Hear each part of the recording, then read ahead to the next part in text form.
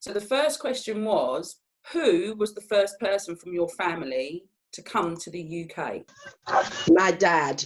After the war, there was the call to come and rebuild the mother country, and his father and his stepmother put the affairs together to enable him to come and help rebuild the mother country, because that was the adverts that were in all the papers in the Caribbean at the time, that, you know, they need help in rebuilding the country after it was ravaged by war. So he came, and a year later he sent for my mum. So he came in 1960 and my mum came in 1961. What my dad did, he worked for the health service in water purification in Montserrat, keeping the waters clean and clear. But obviously he couldn't get that job, so he went to work for the paper mills, which was the big IPM paper mills in Gravesend and Northfleet. And my mother, who was a nurse, went to work not as a nurse but as a hospital nurse's assistant. Okay, so my dad said that basically they were all the Indians were categorized with the Jamaicans and the West Indians and the Irish people, so he worked a lot with them on construction. Because he wasn't educated, he was classed as a low skilled worker. So he went out to do a lot of construction on buildings and motorways around London, Kent and Essex. And then he'd done a lot of heavy goods vehicle driving. But he said it was quite difficult because they moved from Birmingham to London to Gravesend. And then I think once they settled in Gravesend, there was like minority ethnics could only go to certain places. Yeah, through conversations that I've had with my mum and dad throughout the years, that has come up about what it was like for them. First of all, I think with my dad, he was a much easier going type of guy, wanting to please type of person anyway. So he didn't really talk too much about like having to deal with a lot of the racism or whatever at the time, even though, you know, there was things. My mum, the main thing that I remember her saying was the cold, coming off that boat and that cold and that journey over, how she, you know, cried many a time because, as you say, the food on the boat over was not what she was used to. You know, it was obviously a long journey to be going on her own as well. So yeah, my impressions were that it was difficult for them without a doubt. Going back to what Elvis says, Mum says within the first week of being here, she would have gladly gone back. But my dad persuaded her to stay because in those days they lived in one room in Wellington Street and there was about 5 other couples in that one house. So she wasn't used to living like that. And also he tricked her, she said, because he said we'll only stay for a couple of years. So she was waiting it out, but she realized after a couple of years that was never going to happen. My dad, he made his journey to England on his own, stayed for a couple of years, managed to rent a room, and the renting of the room was with the other Indians because it was very difficult for him to rent a room. Then when the family arrived, my mom and my 3 siblings, we moved 2 houses, renting with other Indian families, and then eventually we managed to get our own house. But it was all with the support of the other Indian family. We had our black families that we mixed very well. My dad worked got on with the Irish workers on the construction as well.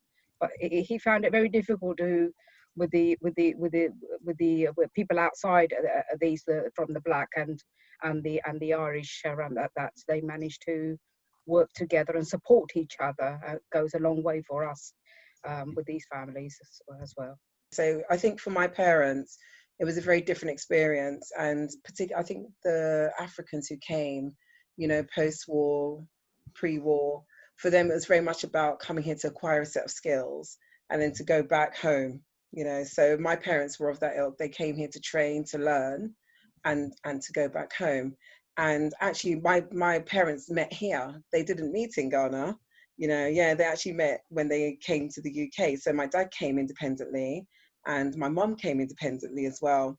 And it's interesting because I think in terms of male-female migration, there were a lot more men. You know, my mum always says that, yeah, that definitely there were a lot more men. So she had her pick of the bunch.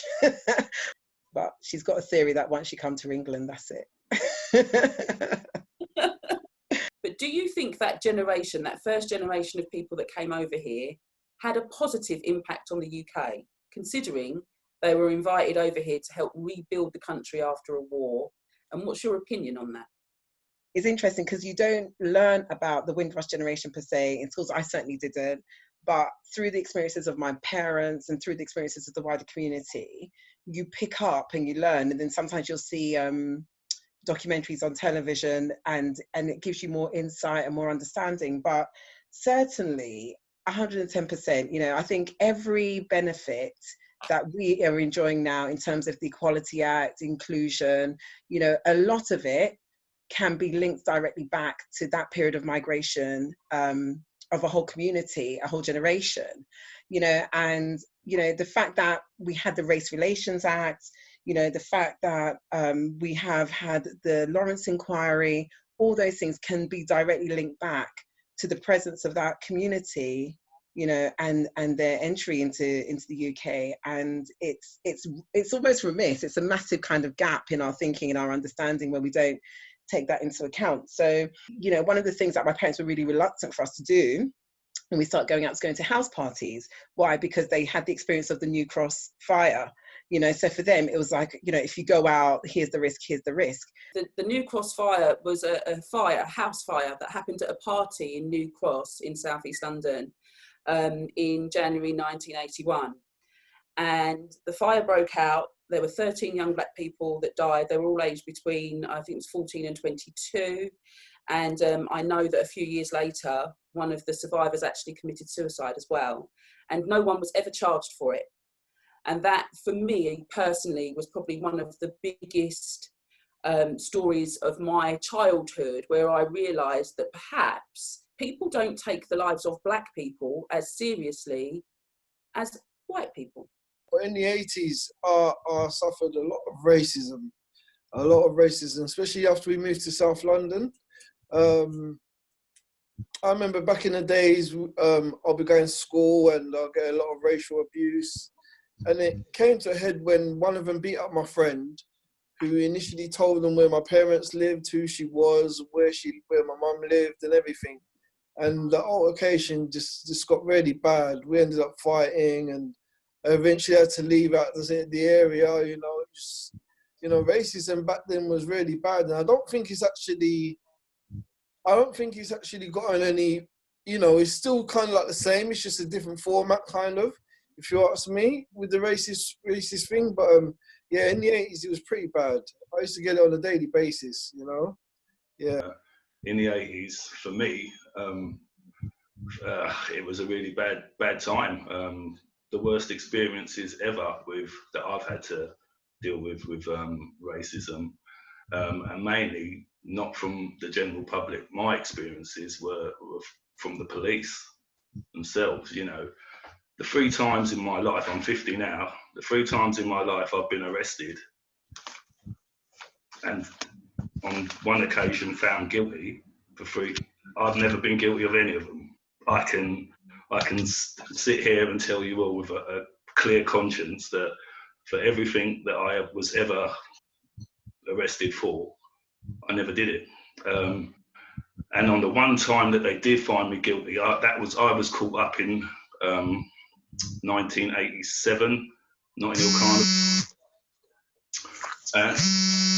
Notting Hill Carnival, as I say, it was just for me being in the wrong place at the wrong time. Literally walk round the corner and all of a sudden, riot police everywhere. So when I see this thing with this George Floyd as well, you know, it just brings it back, because I actually thought I was 17, coming in at about 8 stone, whatever. And the way I got beaten, I got dragged up Portobello Road. handcuffed on my stomach. And this went for about 50 yards, 50 meters probably, and then afterwards they took us to a school holding. But to get to that school, you had to walk through an alleyway. And in that alleyway were the reinforcements coming out.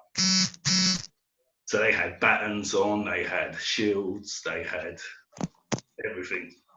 And I had to walk what I call walk the gauntlet. So for about 25 meters, walking through a row of police, riot police waiting to come out, the abuse and the kicking and the beating in the head, falling to the floor. In that moment, as I say, I thought, yeah, I'm dead here. Because I was just literally, like I say, cut a long story short, it went on for a year, the case. It ended up in Snaresbrook Crown Court. The first trial, it was a split jury. And the things that the police, I had about 3 policemen come out with their statements, with their hands on the Bible in the court, saying what they saw me do. Terrible, because what they saw me do just didn't happen. Simple as that. So, yeah, so then there was a retrial, as I say. And I should also mention that I was with my cousin, who I went to the carnival with. There was a group of us what went anyway, my brother, etc. And it wasn't until walking the gauntlet that I actually realised that he had been arrested. So yeah, so he was with me. We're both standing in the dock, and then we've been found guilty, basically, and charged with a fray. And at the time, it was like they're telling me that you could face 7 years. I've never even been in trouble before this time. Never had anything, no criminal record, neither of us. It basically was down to the fact that where we come from, good homes, no previous, no nothing like that. So for that reason, basically, I think alone that we were spared jail, which that's pretty much what the judge said to us. But we did end up having a £250 fine each and 120 hours community service. And as I say, with a clear conscience, I've done that for nothing. And as I say, I still don't hold that. I don't go around with no chip on my shoulder for it, because I know, one of them could come one day and save my life. Do you think that it is relevant, or that we should be talking about celebrating and promoting the Windrush generation today in 2020? And if you do, why? Oh, 100%. I think we should be celebrating it. It's been a long, long time coming. They paved the way for our grandparents, some of our great-great-grandparents to come over here in the first place. For my grandparents, they went back, and I believe it should be recognised, the struggles they went through, the jobs they did, because I don't believe all of us have done low-pay skilled jobs. We've done some outstanding jobs which the youngsters don't know about. It might inspire the young black people to want to get into better jobs, and yeah, there's a lot to celebrate on it, I think, personally. Yeah. I agree with what Dwight just says. I think we need to remember the sacrifices they made.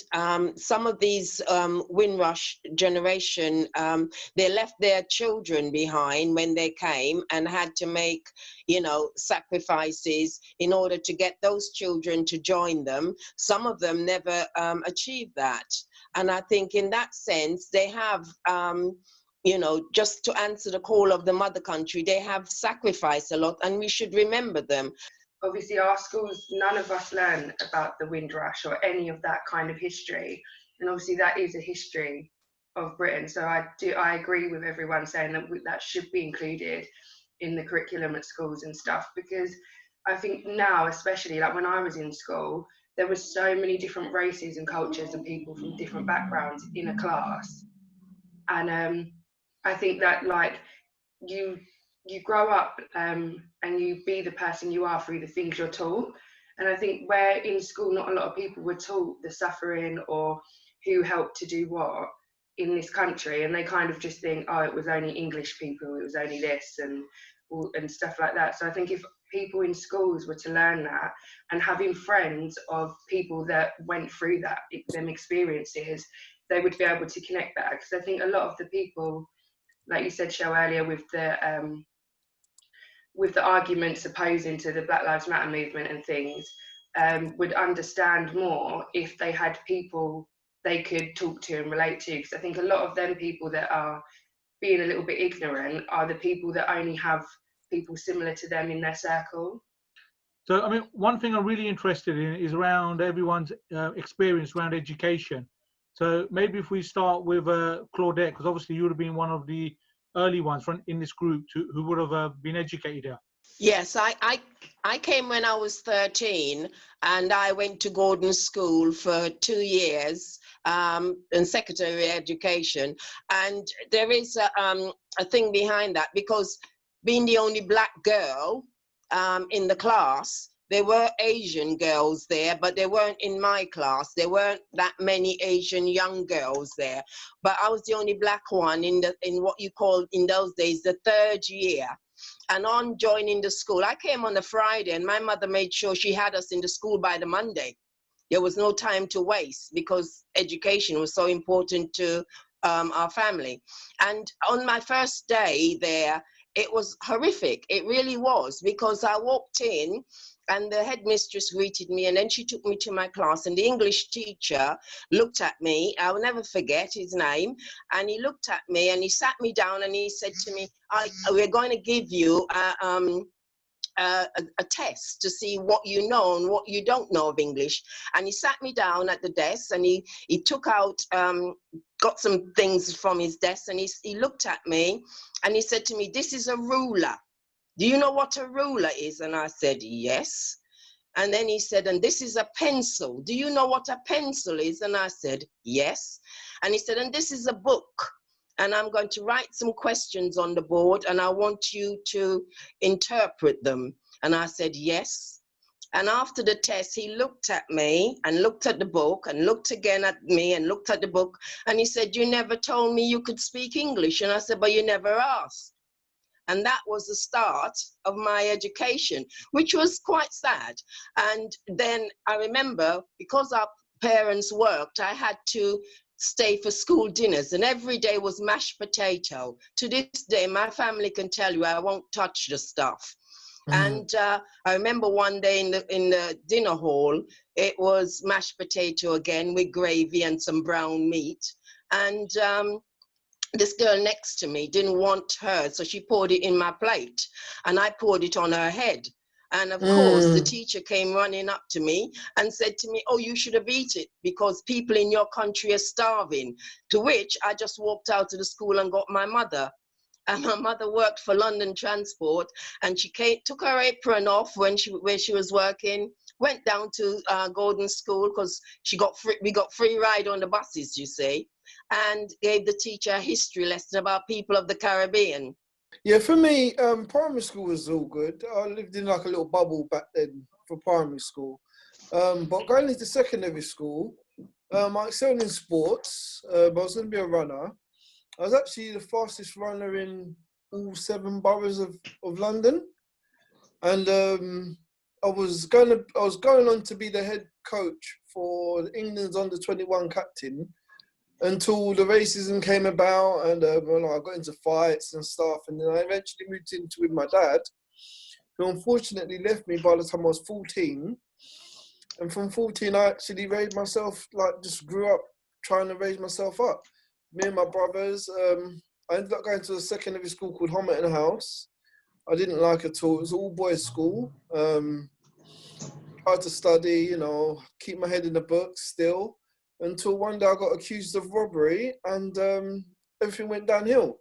I was going to court while I was meant to be studying for my exams and doing my exams and stuff, and it just went out the window from there, really.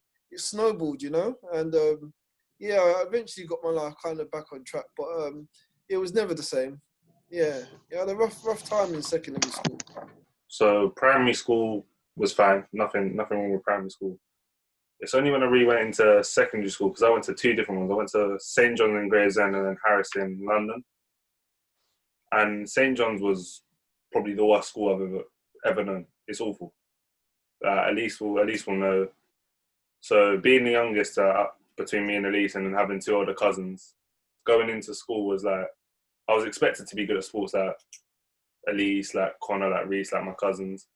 So everyone knew who I was already. But when you're like being expected to do it was like, oh, he's just good, he'll do this, he'll do that. But even when it came to it, there was still something, like you just noticed something. So they always had something to find. So I was that, like, everyone would say I'll be the best at football, but I wouldn't be captain because I don't know why, just for the sake of it. Or I remember my last day of St. John's anyway, I got my hair done, looked nice, but it was a bit short. And then they said, no, you can't be like around everyone because it's too short. Nothing wrong with my hair. Like everyone said nothing wrong. And they put me in isolation for the whole day for no other reason. And I was thinking, like, I just thought, what, I've done nothing wrong. Like, I've never been bad, no negative, like, things, never been in trouble, nothing like that. Like, always the one that would just follow the rules, basically. But they said, no, you have to go in isolation on my last day. So I hated the school. But then moving to Harris, I felt like they was more educated as a whole because where they're in London, they understand black communities, black people the way they are. Like, they know it's not going to be the same. So that was different. But then also in football as well, I remember being very young, trialing for Kent and sitting in my kitchen waiting for the phone call to see if I've like been chosen with my dad. And then I was just listening and then my name didn't come and I thought, wow, like, I'm obviously, I didn't think I was that, like, it put me down like quite a lot. But then not that long after I got trials for Charlton, moving to Charlton, and I found out who the people were in Kent and it was all white, every single one. And then as I got older, every year it was the same. Everyone was white. And then it wasn't 2 years ago now, we played them again and it was the same thing. Everyone was white, from the players to the coaches.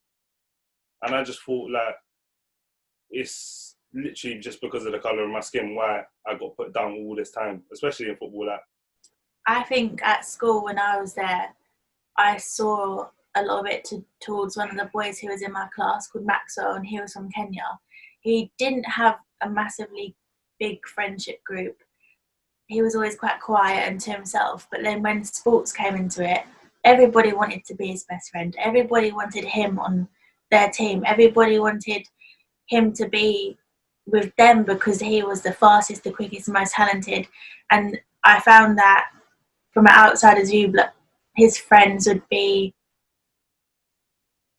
they really didn't stick up for him. And it's sad because everybody would want to have him as their captain, etc. Especially the teachers. The teachers would really favouritize him in sports. And they saw that's what he was good at. And it's just a shame that I got to view it, but nobody ever said anything or nothing was dealt with, and it was just sad to see it. What do you think will help the cause, and what do you think we could do to just stop discrimination, specifically racial discrimination, in future? For me, it's education. Some people seem to get their education from social media. There needs to be some real investment going into kind of, education, so people can understand what the truth is and not be relying on Twitter or Facebook as a means of just kind of listening to what you want to listen to. in schools, they don't teach you it because they don't want you to know it, really. And because if they do teach you it, they know it's gonna annoy some people, and they don't want that, so they'd rather just not. But then also in even on the news and stuff, they don't show you all the clips. They don't show you everything. So yeah, just educating, really. Just need people to be educated more. It is all about education, and I think it needs to start from young. I don't think it should be something that you learn at the end of primary or secondary. I think it should be something you learn as soon as you're in schools.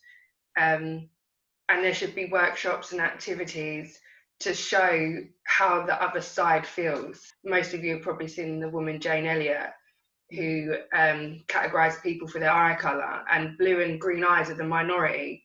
Obviously, predominantly white people have blue and green eyes. So they then got to feel how the discrimination happens. Until you experience it yourself, I think you never understand. So I think they should do that in school. Education at the earliest possible stage. That's where you get it as a kid. I think up to 7, you really do absorb and take and understand, and then it becomes the fabric of your life.